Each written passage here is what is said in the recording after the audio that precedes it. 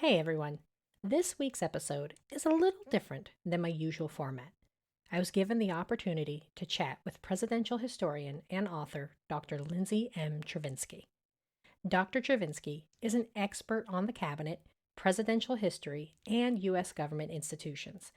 Currently, she is a senior fellow at the Center for Presidential History at Southern Methodist University. Previously, she was a historian at the White House Historical Association and a postdoctoral fellow at the Center for Presidential History at SMU.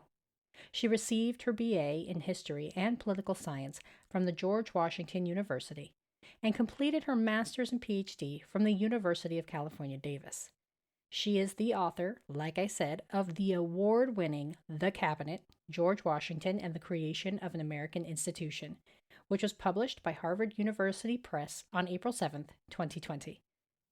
Her writing has been published on CNN.com, The Wall Street Journal, Washington Post, USA Today, The Daily Beast, Ms. Magazine, The Hill, and so much more. We met a few weeks ago on Zoom, and so I want to provide a little warning about the audio quality, as it's not as clean as usual. But I think the content is great. I hope you enjoyed our chat as much as I did. Welcome to Civics and Coffee. My name is Alicia, and I am a self-professed history nerd. Each week, I'm going to chat about a topic on U.S. history and give you both the highlights and occasionally break down some of the complexities in history and share stories you may not remember learning in high school, all in the time it takes to enjoy a cup of coffee.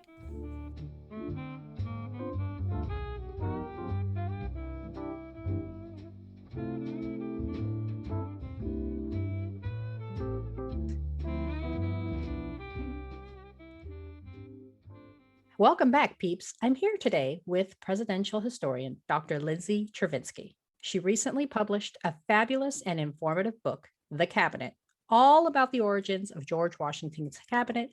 So please welcome Dr. Chervinksy. Thanks so much for having me. I'm excited to be here. I'm so excited to have you. I am a super fan. And so I just want to dive on in. You've mentioned previously how you decided to look into the development of the cabinet as a way to get a better sense of Washington. What about the history of the cabinet made you believe you could get a closer glimpse at our first president? Well, I really didn't actually set out to write a book about Washington. I set out to write a book about where the cabinet came from. That was sort of my driving question because it's not in the Constitution and no legislation ever created it. And as I was starting my research and doing my reading, I realized that Americans were very wary of the British cabinet. So I started to kind of try and piece together, how did this institution come about? And the answer is that Washington created it to provide the support and advice that he felt he really needed that wasn't available to him. And then he modeled it after his councils of war during the Revolution.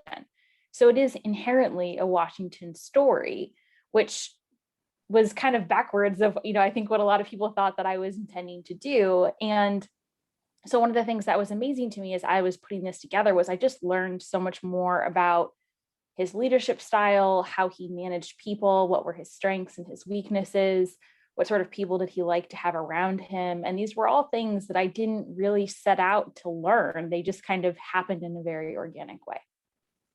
Yeah, I noticed definitely in the book you talk a lot about his emotional intelligence, and I just found that was a very through piece throughout the whole book. And I was kind of surprised just because every book I read about Washington really harps on his thin-skinnedness and his kind of nervousness about, is he good enough? And one of the things I really enjoyed about your book is that the evidence just shows that he's more emotionally intelligent than you would think. Yeah, absolutely. I mean, he was also very thin-skinned, and I think that was a huge part of who he was, but he was aware that other people were too. And he knew how to try and motivate people. He knew what was bothering people. He knew how to make people feel involved and took conscientious effort to cultivate that sort of environment. Now, that doesn't mean it always worked, of course. I'm jumping ahead a bit here, but Jefferson and Hamilton came to hate each other, and Jefferson came to loathe the cabinet meetings, but it wasn't because Washington didn't try. So I think that that's a really important distinction as well. Yeah. And, in the opening chapter, you talk about Washington's experience and during the American Revolution, and you just touched on it in your opener. And you talked about how that really played a pivotal role in his later decision and approach in creating the cabinet. So, can you discuss a little bit more about those struggles and how they influenced his decisions when looking for ways to seek advice after he became president? Absolutely. Well, this actually ties perfectly into our discussion of emotional intelligence, because I think one of Washington's greatest strengths, and this was something he had to learn the hard way, was what his own weaknesses were and where he needed assistance. And he was not afraid to ask for help, which I think that really separates him from some other leaders that maybe know what their own weaknesses are, but don't want to acknowledge them.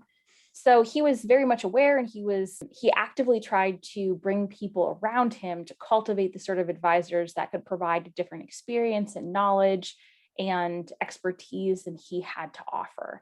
And he understood that that would make him stronger and better as opposed to challenge his authority. And that was something he developed over the course of the war. He learned that, sometimes speaking to local people, even if they're just farmers, they're not going to be military, strategic geniuses, but they're going to know the local terrain better than he's going to know it. And they might have insight that he can draw upon. So that was something that he learned and was reconfirmed again and again and again and again during the war. So when he came into the cabinet, there was no model for him to follow because there had been no cabinet. And the British cabinet was definitely not a model to follow. And the councils in the state governments had a really different purpose. Those were intended to limit executive authority. So, Washington is human, and like all humans, he drew upon what he knew and what previous experiences he had, which I think is really important because we tend to separate in our minds Washington the general from Washington the president, and we treat them as two separate entities. And that's not how anyone works, let alone Washington. So he drew upon these experiences and used the same strategies and methods to manage people, used the same sort of goals for these meetings. And that was effective because these were really big personalities in both the councils and in the cabinets, and they were used to sort of getting their own way. And so it was a helpful strategy for him to have that sort of guide. I agree. And again, you really flesh out how he was able to deal with these varying personalities, and they're very, very strong. I think you start your, giving the background of the first cabinet members of how they are very strong. They're not wallflowers. They're going to come in. And I think you just did an amazing job giving that a portrayal.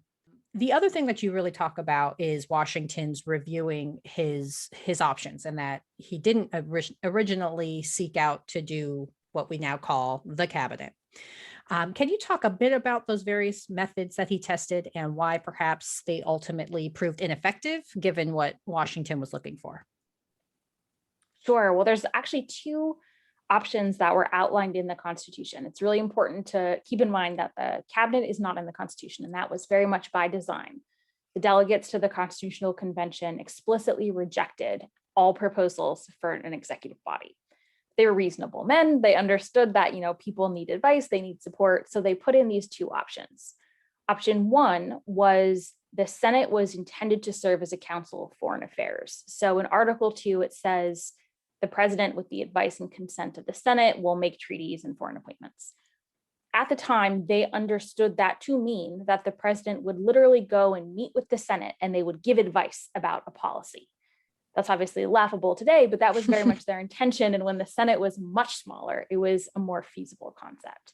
So Washington tried. He expected that was how he was going to make foreign policy. He set up a meeting with the Senate in August of 1789, so just a couple of months into his presidency.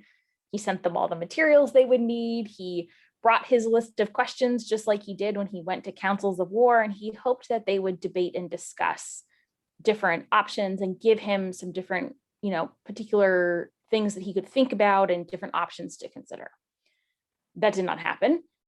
Once he gave his address and he asked his questions, they sat in silence for a long time and then asked if they could send the issue to committee to discuss it privately, and would he come back the following week for their recommendation. And that totally defeated the entire purpose of him being there, because he wanted that discussion. He wanted that debate. And when we get to the cabinet, I'll explain why that debate actually really mattered for his decision-making process. So when he left, he did agree to come back, but when he left, he felt like the Senate was just too inefficient. He couldn't wait for a week for their recommendation, and, sort of a stilted recommendation at that. And so that really wasn't going to work. And so right away, just a couple of months into his presidency, he has basically eliminated one of the key options that were provided to him by the Constitution. The second option is that the department secretaries are supposed to provide written advice about issues in their department. And that was a very carefully crafted phrase, because the delegates at the Constitutional Convention were very concerned about transparency and responsibility in the executive branch. And if the advice was not in writing, then there really wouldn't be evidence about who said what and who advocated which policy, which was one of their main complaints about the British cabinet system. And so they were very eager to avoid that as much as possible. So Washington also initially tried this option. However, anyone who has sent, text messages or emails knows that sometimes things get lost in translation, or the tone doesn't come through, or you forget something and then you have to send a follow-up. That is much harder to do when you're talking about parchment and quill. And it is much harder to do when you're talking about the very complex issues facing the first federal government. So Washington very quickly realized that just doing things in writing was going to be way too slow and inefficient. And so he would start by sending a letter back and forth, and then he would invite the secretaries to come and meet for consultations one-on-one. And that method actually really worked for about 2.5 years. He did not actually convene a cabinet meeting until November 26th, 1791. And I think the impetus for that particular meeting, he doesn't write it down, so we kind of have to read between the lines here. But he realized that there are some issues, like the diplomatic and trade relationships with France, Spain, and Great Britain, which were on the docket for the first meeting, that are so big that they touch on multiple departments. If you're talking about those relationships, you're talking about trade issues, which is the Department of Treasury. You're talking about what happens if the relationship goes wrong, which is the Department of War. And of course, you're talking about the Department of State, because it's a diplomatic negotiation. And then if you're signing new treaties, you probably need to ask the Attorney General if they conflict with any of the treaties that are already on the books. So he very quickly realized that sometimes he just needed to have all 4 guys in one room to be able to provide advice all at once. I love how you go into how it evolved over time. And do you think the meetings would have remained inconsistent if the issues between France and Great Britain didn't kind of cause an impetus to meet more often?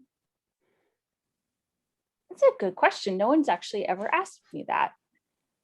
I think that the meetings were were very rare in 1791 and 1792 until France declared war on Great Britain in February of 1793. And I think that they probably would have remained as such until there was some sort of crisis.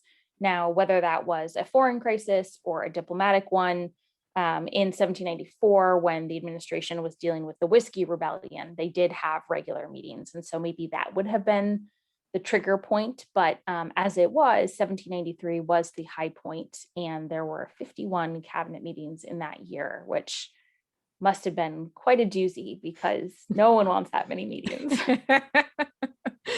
I agree with that. Working in government myself, Oh yeah, no one wants that many meetings. Yeah. And they often lasted for several hours, up to 5 times per week in the summer in Philadelphia with no air conditioning. So you can just imagine what the atmosphere would have been like in that particular environment, and frankly, how terrible it would have been. Yes, tensions probably ran high. Yes. Switching gears a little bit, but still touching on the cabinet. Today, the vice president has a much more active role in cabinet meetings, but of course, this wasn't always the case. You discuss in your book how Washington and Adams never really developed a strong relationship, and how the role of vice president might have been different if another individual was elected instead of Adams. Can you explain a little bit about why the relationship between Washington and Adams was distant, and how it impacted Adams's role in the administration? So a lot of this, again, we're digging behind the scenes into the process of creating history. We're limited by what they say and what people record. Just as a warning, a lot of this is sort of very informed speculation, but they don't actually write some of this stuff down, which is frustrating. So during the war, Adams initially had been a huge supporter of Washington. He was integral in getting Washington appointed as commander in chief. And he remained supportive-ish, but later in the war, occasionally became critical of some of the choices that Washington made. And that information got back to Washington at various points. And as we've discussed, he had a very thin skin and he didn't forget those sorts of slights. Compounded with the fact that Adams was always had this pretty big chip on his shoulder about the fact that everyone loved Washington and revered his military service. And yet Adams had served just as long, if not longer. He, went into public service in 1774. So he actually had one more year on Washington. And he had been away from his home for years too. He had been away from his family. His health had suffered in some of the places that he was appointed as a foreign minister for the United States. And yet the country just didn't really appreciate diplomatic service as much as it appreciated war service, which is actually a theme that comes up again and again in American history. And Adams was just a little bit fussy about that. He really wanted to be celebrated, which I can understand. So there was always sort of this tension. Then they were elected office. They were always very respectful of each other. They always spoke highly of each other. And they seemed to get along pretty well in person because Washington took Adams with him to the theater and invited them over for dinner regularly. So it wasn't like they were, opponents or whatever. But I think that Washington began to sort of distrust Adams' political judgment after the first major decision that Congress had to make in 1789. And that decision was what to call the president. And Washington, although he did not get involved, preferred a more simple title like Mr. President, which is what, of course, we ended up going with. Adams preferred a more elaborate title because he felt like that was really important to instill respect in this new office and important for foreign representatives to be able to respect this new presidency.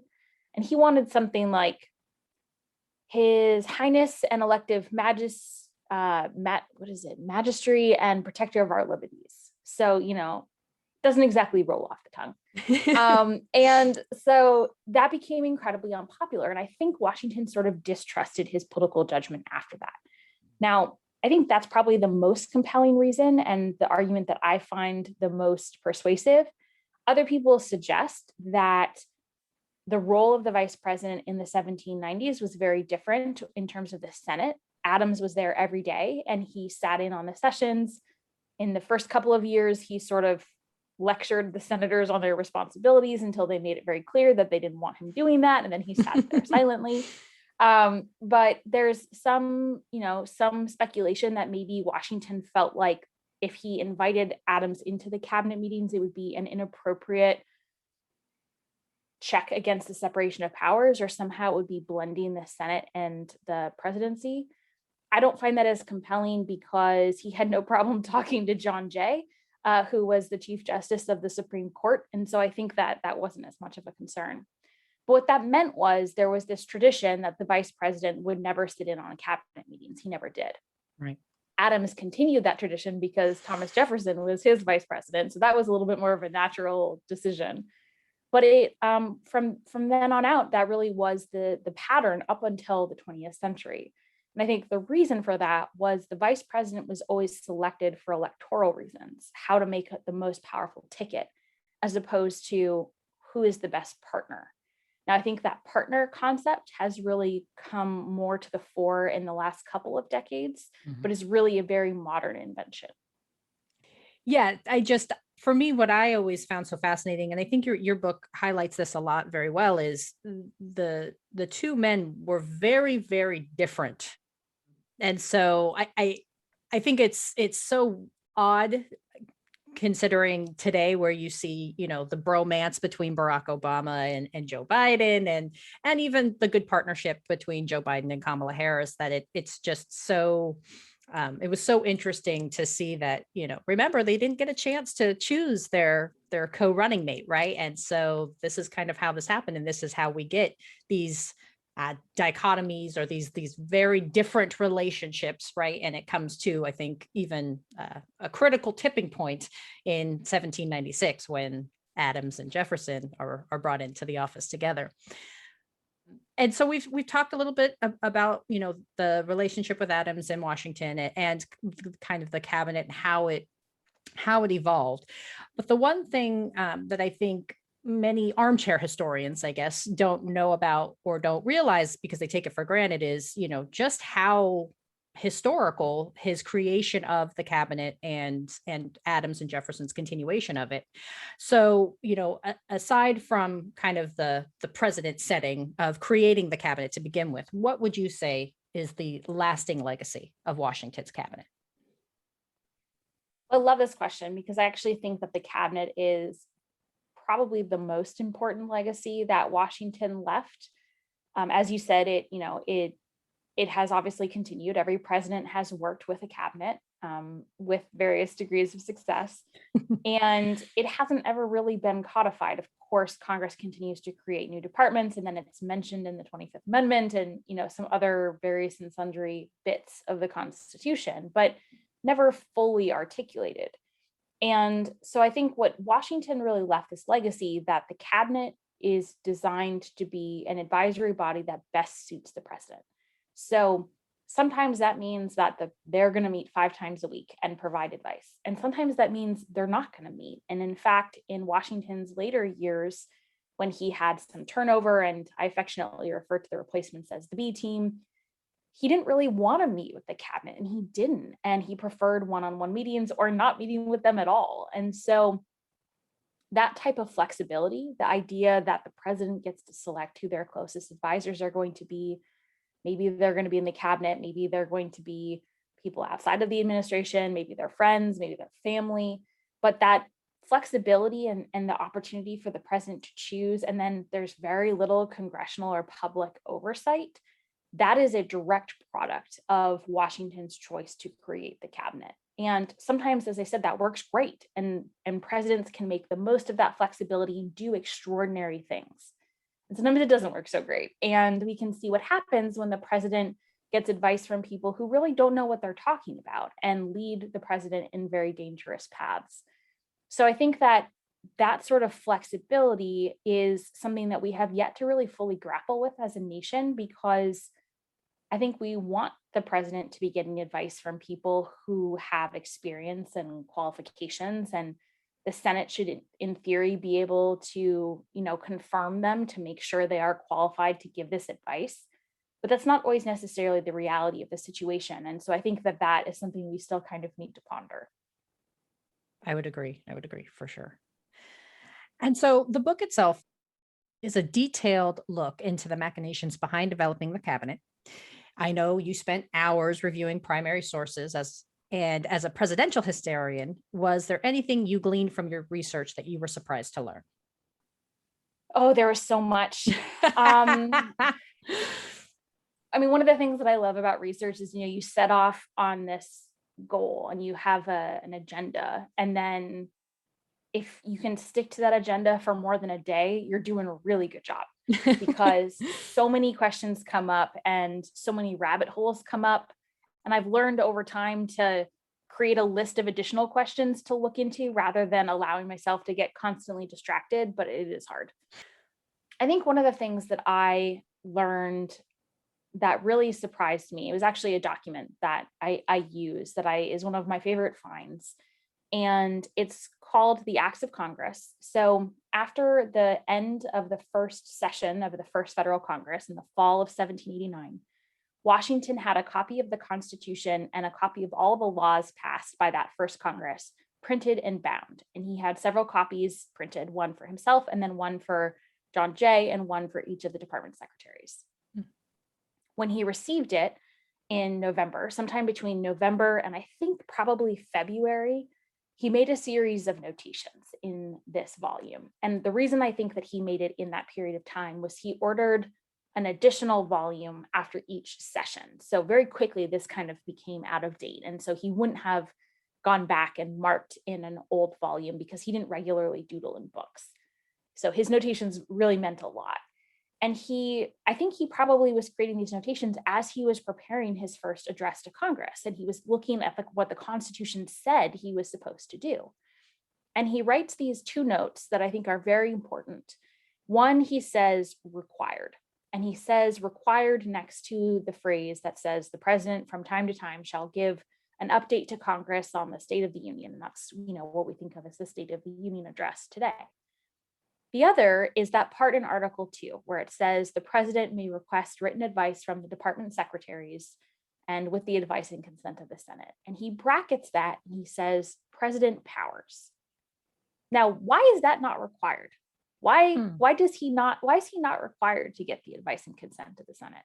Why is he required to speak to Congress and not to get that advice from the Senate? And I think, if I'm correct with my timing, he's already met with the Senate once. And he's decided that they're not very helpful and he doesn't really want to do that. And he's trying to grapple in real time with what his authority is and what is the best way to lead the nation.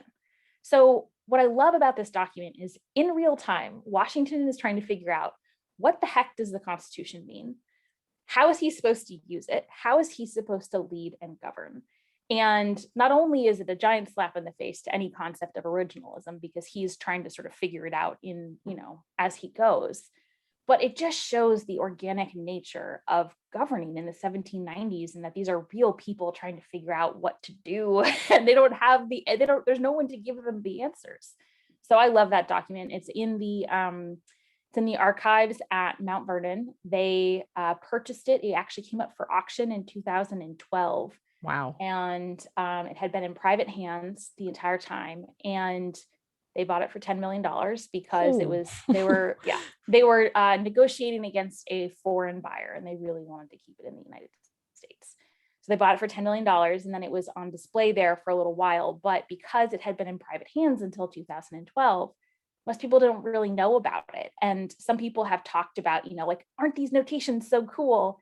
But not too many people have actually dug into what they mean and why they matter. So I wrote a bit about why they matter and it gave that explanation. So that was, I think, probably my favorite find.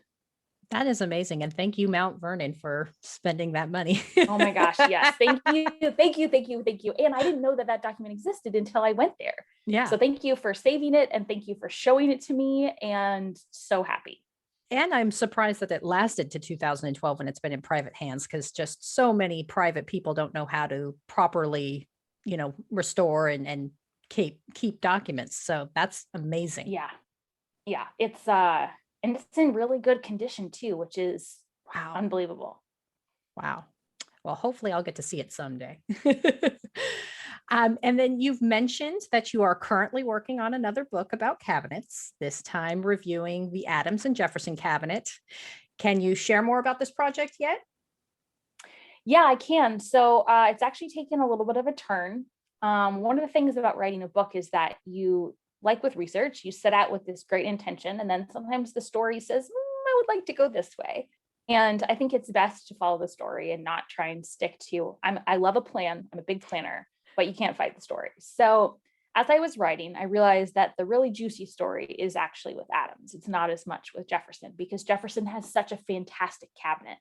And that it doesn't actually make for a very good story and doesn't make for a very good read. The drama is the interesting and exciting stuff.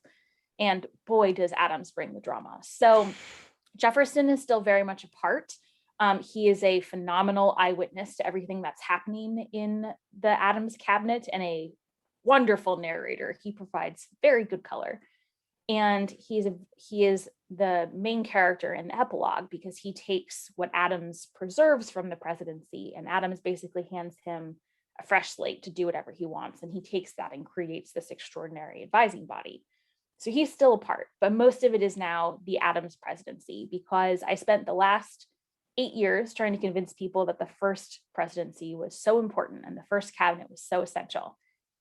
But it turns out the second one really, really matters too, because if the second one gets rid of everything the first one does, then we don't have norms and customs and precedents. And that's so much of what our political system is today. And that has to start somewhere. So Adams survived the first big crisis. He preserves the presidency. He does some really important legal stuff. And then he hands the presidency to Jefferson and oversees that really critical transition. So the book is mainly going to be about why that presidency is so important and often so overlooked because it was such a dark spot in his life. Agreed. But it's it's a really important story. I agree. And I was just doing some research for the Adams presidency because I feel like aside from the HBO docuseries, right, there's just not, there's not a lot of attention paid to poor old Adams. Or if it is, it's all about his revolutionary work. And so to hear that there's actually going to be a book that emphasizes, hey, had he been, a jerk about everything, political landscape, his history might have played out very differently. So I'm so excited that that's what you're working on. Yeah, I'm excited too. And I also am a big believer that you have to like what you're working on, especially if it's a book. It's one thing to write an article and to sort of slog through it, but to write a book about something you don't like is hard. And my heart is with the Adams family. It has my dog is named John Quincy Dog Adams, Quincy for short.